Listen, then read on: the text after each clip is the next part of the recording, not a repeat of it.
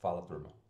No vídeo anterior, eu mencionei, foi um vídeo bem longo, né? No final das contas, eu acho que ele ficou mais longo do que eu gostaria, mas ficou muito difícil para mim resumir a ideia dos jogos finitos e infinitos em menos tempo do que aquilo, né? Eu ainda fiquei pensando que talvez era menos tempo do que o necessário para ler o livro, né, do Simon Sinek, então era um resumo adequado, né, um resumo do livro em 1 hora, mas eu espero ter passado a mensagem de que os jogos que valem a pena ser jogados na vida, eles são jogos, em grande maioria, infinitos. Ainda que você possa estabelecer marcos finitos dentro desses jogos, o objetivo do jogo continua sendo infinito. Então, por exemplo, no jogo da educação, você precisa continuar aprendendo. Você precisa aprender para o resto da vida, né? Você precisa ser um lifelong learner, que é o termo em inglês para quem faz aprendizagem para toda a vida ou aprendizagem ao longo da vida. Isso não significa que você não precisa se preocupar com algumas provas, com alguns certificados, né, com algumas etapas do teu processo educacional. Essas etapas existem, mas não é porque você cumpriu a prova que o teu estudo acabou. Então isso fica evidente, né, no TED Talk do Murilo Gun, que eu já apresentei aqui no canal em outros episódios, né? O Murilo Gun fala sobre isso, sobre a ideia de que os estudos terminam, né? Você pergunta para a pessoa, você já terminou os estudos? E esse é um conceito muito antigo, no sentido de que hoje em dia você não pode parar de estudar. Você não pode parar de se aperfeiçoar, você não pode parar de aprender coisas novas, porque a velocidade com a qual o mundo muda impede que uma pessoa que seja estática no aprendizado, ela consiga se manter, por exemplo, no mercado de trabalho, competitiva, né? Isso não acontece. Então, você vai jogar um jogo infinito, e esse jogo muitas vezes é difícil de jogar por um aspecto que eu acabei esquecendo de mencionar no vídeo anterior, que é o seguinte. Por exemplo, você joga o jogo da educação, então você quer aprender, você quer se tornar uma pessoa culta.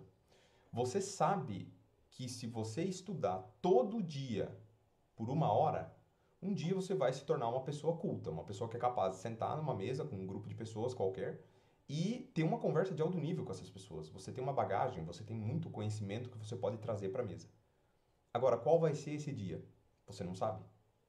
Então, assim, você precisa jogar um jogo sem saber o dia que ele vai terminar. É claro que eu mencionei que você não vence o jogo infinito, né? Você continua jogando.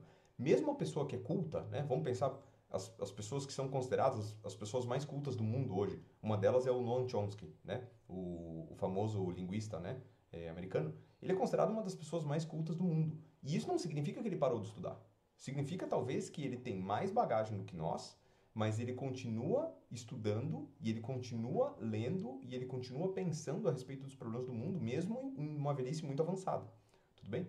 Então, um dia você vai ficar culto, mas você não sabe quando, e mesmo depois que você fique culto, você precisa continuar jogando o jogo. Então, assim, num primeiro momento, quando você não é culto, você pensa, poxa, eu vou ter que estudar muito, eu nem sei que dia que eu vou ficar culto. O exemplo de ser culto talvez seja mais difícil de compreender do que o exemplo de entrar em forma. Você fala assim, hoje eu estou com sobrepeso e eu quero perder peso e eu quero, né, perder aí 20 quilos e ficar magro. Eu vou fazer 20 minutos de academia por dia. 20 minutos por dia pode não parecer muita coisa, mas se você fizer 20 minutos por dia todos os dias, é 100% garantido que você vai entrar em forma. Tudo bem? Você vai controlar a tua alimentação, você vai melhorar os teus hábitos, é 100% garantido que você vai entrar em forma. A questão é, quando você vai entrar em forma? Você não sabe o dia. Então você continua jogando o jogo, mesmo sem saber quando aquele marcador finito do teu jogo vai ser finalizado. Você até pode querer finalizar ele mais tempo. Então um lutador de boxe, ele precisa bater o peso para uma determinada luta, ele estabelece, em 3 dias eu preciso perder 5 quilos. Aí ele faz uma estratégia finita. Ele precisa bater o peso daqui 3 dias. Aí o cara fica sem comer, sem beber água, entra numa sauna e não sei o que. Beleza, ele bate o peso. Mas essa não é uma estratégia de longo prazo. O cara não consegue manter o peso fazendo isso por muitas semanas ou por um ano seguido. Né? É uma estratégia finita. Se você quer emagrecer e quer ficar magro, permanecer magro, se estabelecer num peso que você considera legal, você não pode adotar uma estratégia finita. Você tem que adotar uma estratégia infinita. Então, o tópico do vídeo o tema, né, do vídeo de hoje se refere a como você consegue perseverar nos seus hábitos, como que você consegue perseverar nas ações que vão te manter jogando.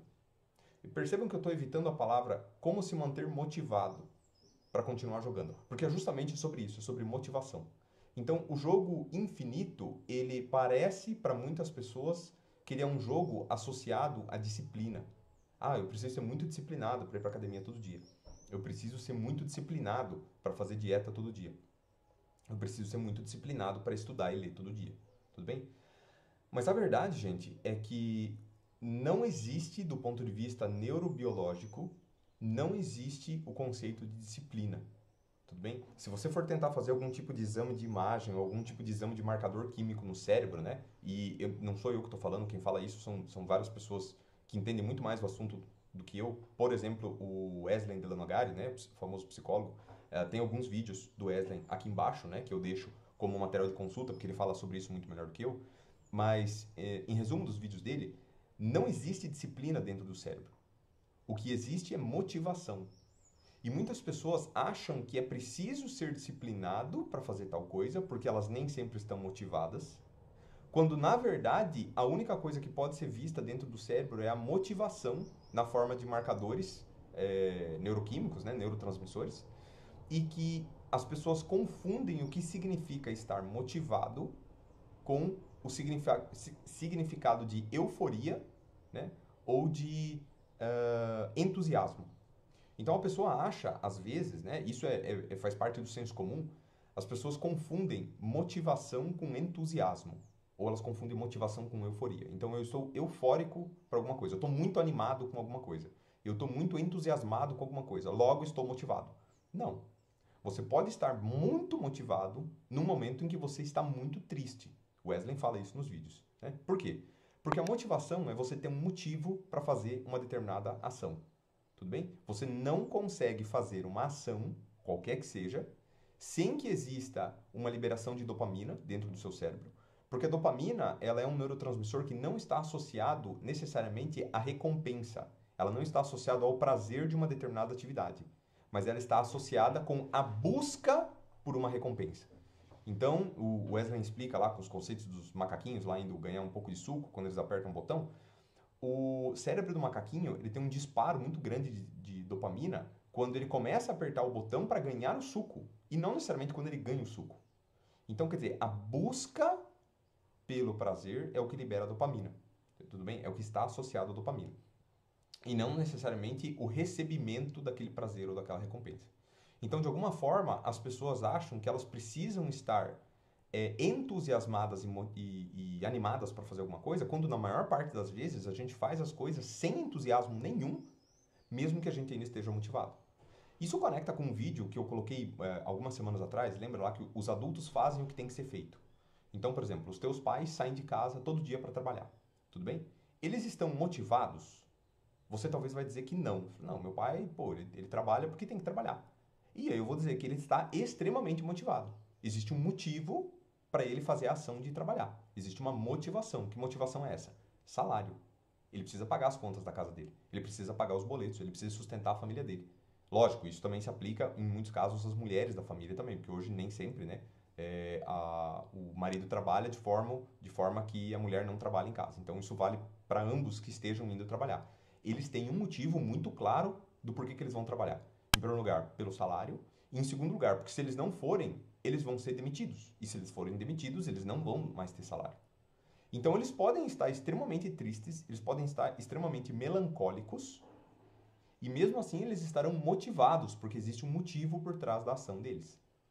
Percebem isso? Então, a motivação não tem a ver necessariamente com humor. Você pode estar motivado mesmo num acesso de frustração, mesmo num acesso de ódio. A pessoa que eventualmente atenta contra outra pessoa, tem uma tentativa de assassinato, ela está motivada. Ela tem um motivo para estar fazendo isso. Talvez aquele motivo seja péssimo, seja o que o pessoal do direito chama motivo fútil. Mas entendam, existia um motivo. O motivo era fútil, mas ainda assim ele era um motivo. Nós temos que tentar controlar o nosso hábito de modo que motivos fúteis não arranquem da gente ações que que não são possíveis de reparar. Então você assassinar uma pessoa por motivo fútil, né? A gente deveria ser capaz de controlar o nosso cérebro para não fazer isso. Agora nem todas as pessoas conseguem. E isso está relacionado com o lance da disciplina, por quê? Porque as pessoas acham que, eu não estou motivado para fazer, então eu tenho que ser disciplinado. Mesmo muitas pessoas que vivem e ganham dinheiro com o conceito de disciplina, gente. Então aqui embaixo tem alguns trechos de algumas entrevistas de algumas pessoas que são lembradas por serem pessoas muito disciplinadas. Então tem o Jocko Willink, que é um famoso treinador, né, militar americano, né, ele fala muito sobre liderança e sobre ele fala muito sobre o conceito de ser disciplinado. Tem alguns vídeos do David Goggins, tudo bem, que é considerado a pessoa, o maior badass de todos os tempos, o cara que corre 1000 maratonas e não sei o que, não sei o que. Tem os vídeos do Michael Phelps falando que nem sempre ele queria estar na água, mas ele estava na água todos os dias durante 5 anos, ele não perdeu nenhum treino. E essas pessoas vendem o discurso de que elas são disciplinadas e que a motivação vem e vai, mas a disciplina fica. Tudo bem? E isso está errado do ponto de vista neurobiológico, segundo o que o Wesley e o pessoal da neurobiologia, da neurociência fala. Por quê? Porque a disciplina não é uma causa. A disciplina é uma consequência de uma pessoa estar extremamente motivada.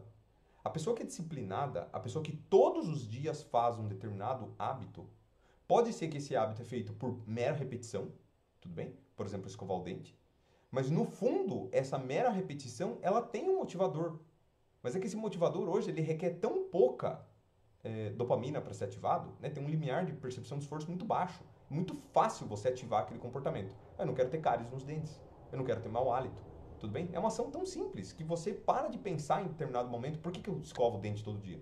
Você não chega no banheiro, ai meu Deus, eu preciso escovar o dente de novo. Você vai lá e você escova o dente, cara. Você faz isso porque tem que ser feito. A questão é que talvez você não lembre de uma época que você era criança e você não entendia isso. E é muito difícil escovar o dente de uma criança. A criança nem sempre quer escovar o dente. Mas você repete isso tantas vezes na tua vida até que aquilo vire um hábito que não precisa mais de praticamente nenhuma motivação. Você tem um motivo por trás, mas ele é muito... ao mesmo tempo ele é muito forte e é tão forte que você não precisa pensar nele para conseguir executar aquele hábito. Então o motivo é muito forte. Eu não quero ter cárie e não quero ter mau hálito. Mas você não precisa pensar nisso todo dia para escovar o dente. Tudo bem? É a mesma coisa o trabalho. A maioria das pessoas, elas não param ativamente para pensar, puxa, não quero trabalhar hoje. Mas eu preciso receber salário e eu preciso de um emprego, né? E daí ela vai trabalhar. Normalmente as pessoas adotam um modo automático que, tipo, eu preciso trabalhar. Mas você está insatisfeito com o seu emprego? Você pode procurar um emprego melhor, beleza. Mas você tem um motivo por trás. E a pessoa que executa esse hábito todo dia e chama esse hábito de disciplina, na verdade, a disciplina dela é uma consequência dela ser uma pessoa hipermotivada. O Michael Phelps é uma pessoa hipermotivada. Ele está motivado a ganhar medalhas olímpicas. Ele está motivado a ser o melhor atleta olímpico de todos os tempos. O atleta com mais ouros individuais em todos os tempos. Tudo bem? Ele é uma pessoa hipermotivada. Ele sabe que ele precisa treinar todos os dias por 5 anos para poder cair na piscina um dia e pegar 3 medalhas de ouro. Ele é uma pessoa hipermotivada. Todos os dias da vida dele, o nadar para ele é igual escovar o dente. Ele tem um motivo por trás. E é um motivo tão forte, é um motivo tão sólido, é tão palpável, que ele nem precisa pensar nesse motivo. Ele simplesmente vai lá e faz. Então, quer dizer, se você tem algum hábito que você quer desenvolver, seja fazer dieta, seja treinar, seja estudar, seja ler todos os dias 20 minutos, qualquer hábito, o primeiro passo é você descobrir um motivo para você fazer aquilo ali. Porque sem motivo você não vai conseguir. É simples assim. Se você não tiver um motivo pelo qual você vai fazer aquilo, não vai conseguir. Então, por exemplo, eu estou com sobrepeso, eu preciso fazer dieta e exercício, beleza. Eu sou uma pessoa que não gosta do meu nível de cultura atual. Eu quero me tornar uma pessoa mais culta. Eu preciso ler todos os dias. Isso é um motivo. É um motivo pelo qual você vai ler. E todos os dias que você não estiver afim de fazer aquele hábito, você pergunta para si mesmo: o quanto eu não fazer esse hábito hoje vai atrapalhar eu chegar naquele meu objetivo? Porque o motivo tem um objetivo por trás, né? Eu quero cumprir uma certa meta. Beleza. Ela pode ser finita ou infinita. O motivo precisa estar muito claro, porque toda vez que você pensa no motivo, você vai conseguir fazer. Ou pelo menos a chance de você não conseguir fazer vai ser muito menor. Então, por exemplo, eu não estou afim de estudar hoje. Por quê? Porque você não está vendo motivo para estudar. Agora, se você parar, puxa, cara, mas se eu não estudar hoje, a matéria vai acumular e amanhã eu vou ter mais matéria e, cara, vai virar uma bola de neve e eu não vou conseguir passar na prova. Mesmo que passar na prova seja um objetivo finito, e vamos lembrar, ele não é a melhor estratégia de ensino, mesmo um objetivo finito, ele pode ser um motivo suficiente para você adotar um comportamento. Então você fala, cara, eu não quero ir mal naquela prova, eu preciso estudar hoje. Mas eu não necessariamente preciso estudar hoje, eu posso estudar amanhã. Tudo bem, mas o jogo infinito ia dizer para você, estude hoje e amanhã, um pouquinho cada dia, em vez de estudar um monte amanhã. E daí com isso, eu não estou querendo fazer aquele discurso de coach, que você tem que só estudar e acordar às 5 da manhã e banho gelado e não sei o quê. Eu tô dizendo para você ser organizado, para você organizar a tua vida e criar micro hábitos, você criar micro rotinas dentro da tua rotina maior que permitam que elas sejam jogadas todos os dias. É 20 minutos de leitura todo dia. É 20 minutos de exercício todo dia. É organizar uma dieta, é cortar uma fruta. Eu tenho dificuldade de comer fruta. Vai lá, pega uma manga inteira, um melão inteiro, corta ele inteiro em pedacinhos e já separa em potes. Se já tiver separado em pote e você não tiver que cortar, é muito mais fácil você conseguir comer aquela fruta. Porque você tem um motivo para isso. Eu preciso comer uma coisa mais saudável. Agora, se o motivo tiver um obstáculo no meio dele, eu preciso ir lá, eu preciso cortar a fruta, eu preciso descascar, não sei o quê, aquele obstáculo talvez você não tenha energia suficiente para superar ele naquele momento. Você remove o obstáculo, fica mais fácil de cumprir o objetivo. Fica mais fácil de aderir aos motivos e fazendo isso por muitos dias, você necessariamente vai se tornar uma pessoa disciplinada. Mas você não vira uma pessoa disciplinada sem motivação. Tudo bem? É preciso entender qual é a motivação e de acordo com o que o Wesley posta aqui embaixo, eu espero que vocês vejam os vídeos dele também, a motivação está relacionada a você descobrir qual é o seu suco. Você descobrir o que vai te colocar em movimento. Tudo bem? Fazendo isso, você entra em movimento e entrando em movimento e cumprindo aquelas coisas todos os dias, você se torna uma pessoa disciplinada. Lembrando, a disciplina é uma consequência, ela não é uma causa. Tudo bem? E isso conecta com uma frase que eu acho muito curiosa.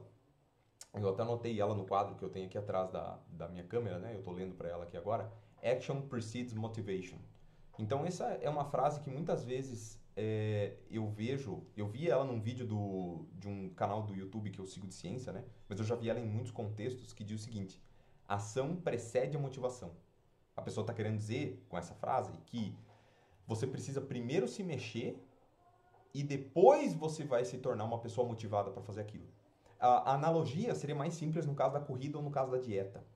No caso do estudo também, né? Mas, por exemplo, assim, a pessoa que corre... Hoje eu pratico corrida de rua, né? E eu gosto muito de correr. Hoje eu gosto. No começo eu detestava. Os primeiros meses foram puramente na base do ódio, né? Eu vou contar essa história aqui um dia.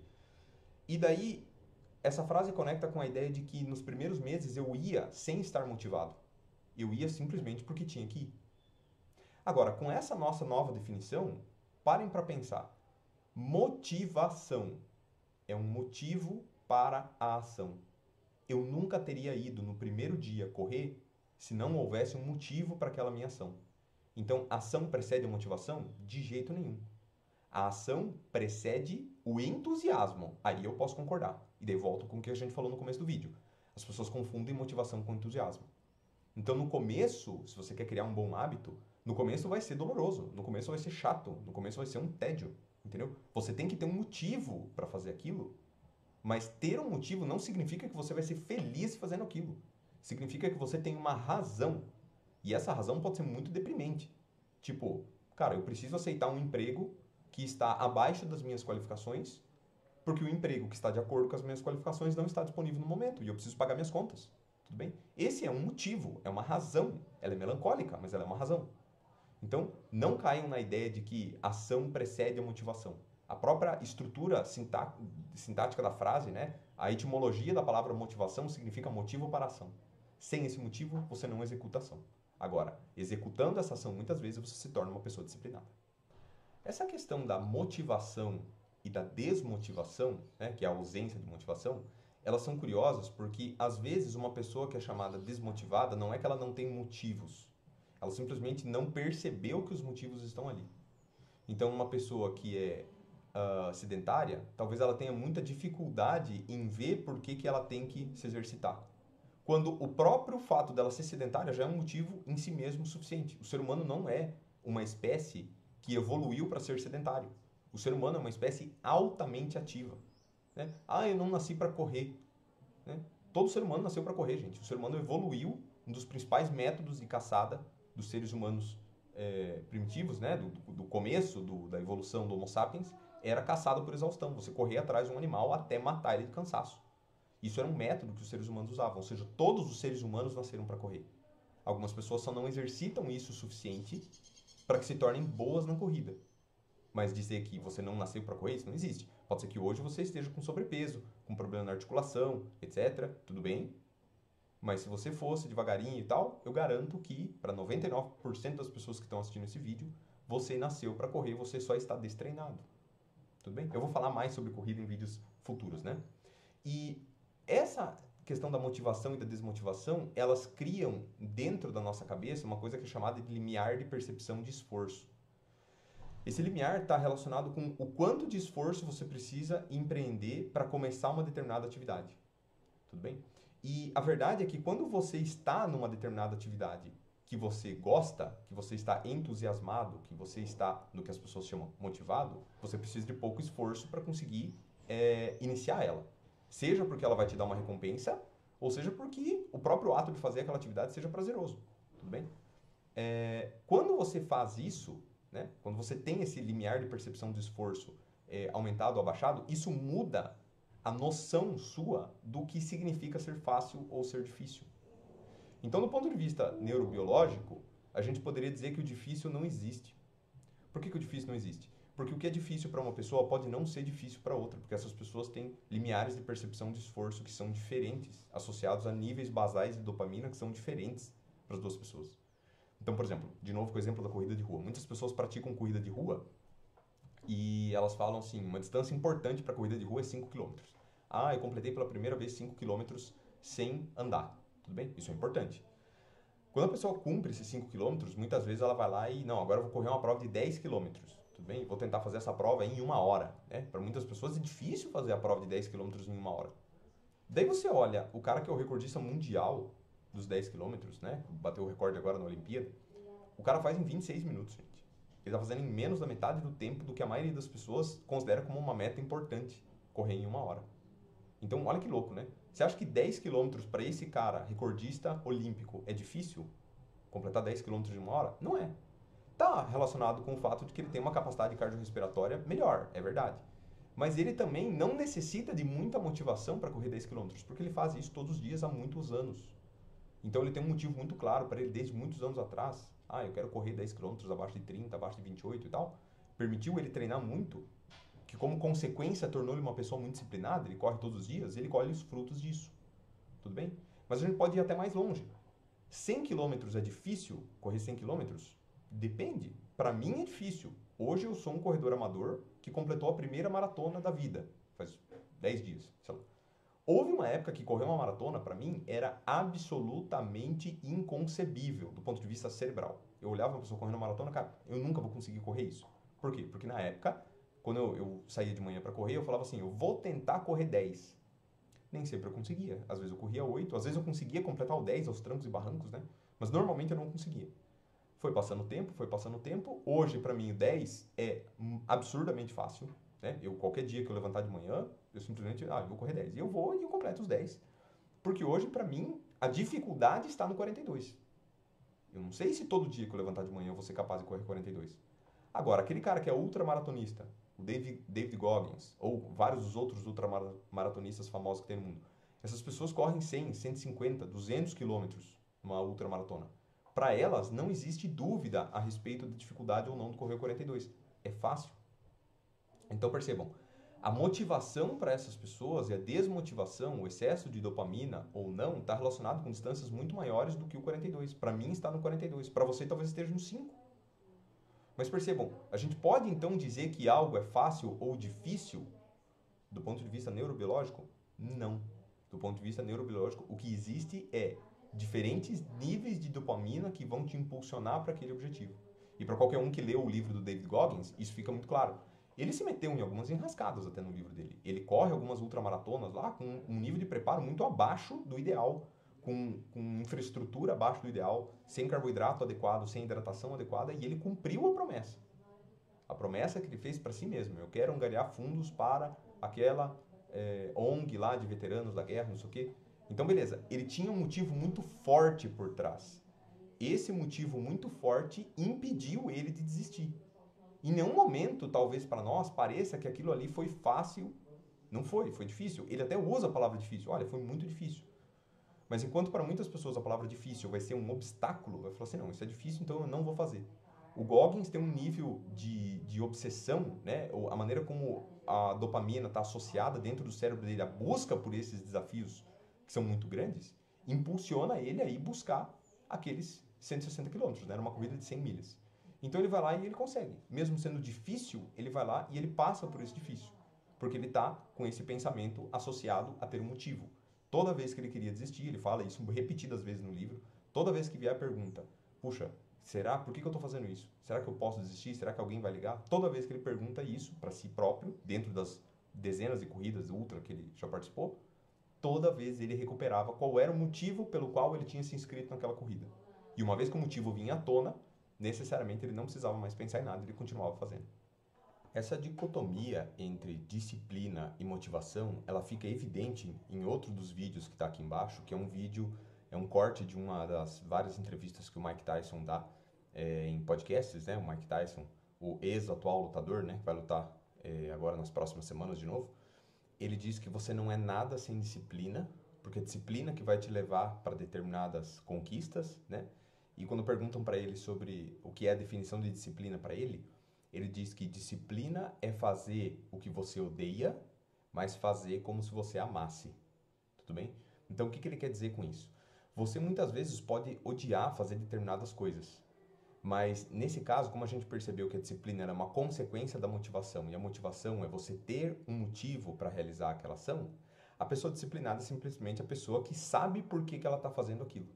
E se ela sabe por que ela está fazendo, se ela tem um motivo para estar fazendo aquilo, ela vai fazer aquilo, mesmo que ela odeia, se ela souber que aquele motivo que está por trás é um motivo bom o suficiente para que ela faça.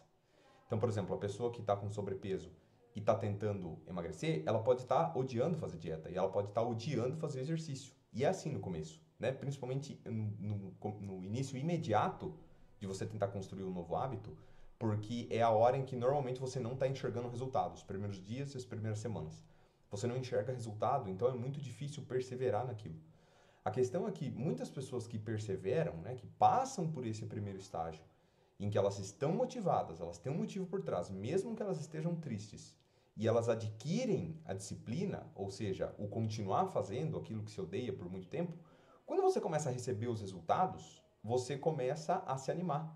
E daí entra a fase do entusiasmo. Então muitas pessoas deixam de criar um hábito bom porque elas acham que o entusiasmo vai vir primeiro, que começar o hábito é legal no começo. Gente, ele é legal no fim. Lembrem, o jogo é infinito, ele vai ser legal no fim, ele vai ser legal quando você ficou bom naquilo. No começo você é ruim naquilo.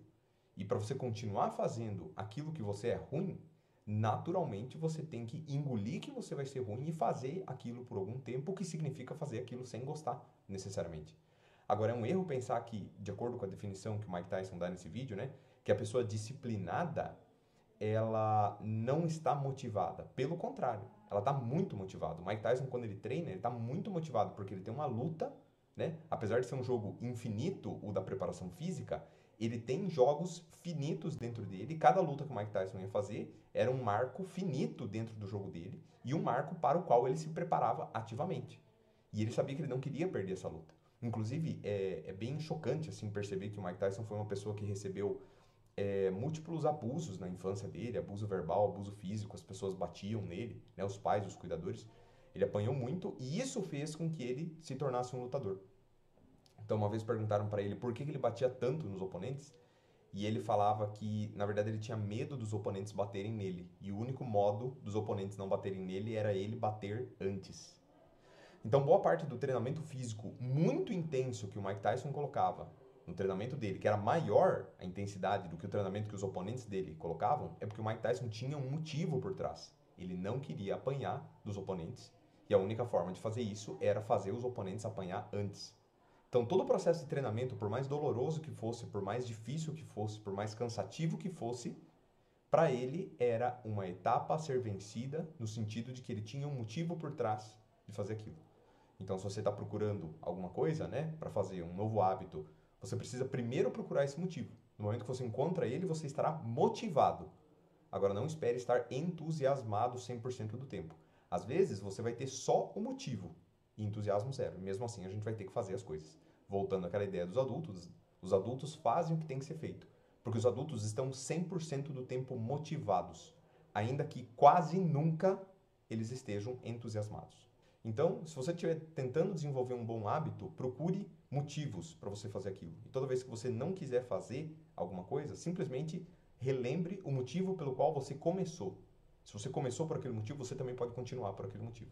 Espero que vocês encontrem os motivos que vocês precisam para começar os hábitos que vocês também precisam, que esses hábitos se desenvolvam em frutos para a vida de vocês. Forte abraço. Até mais.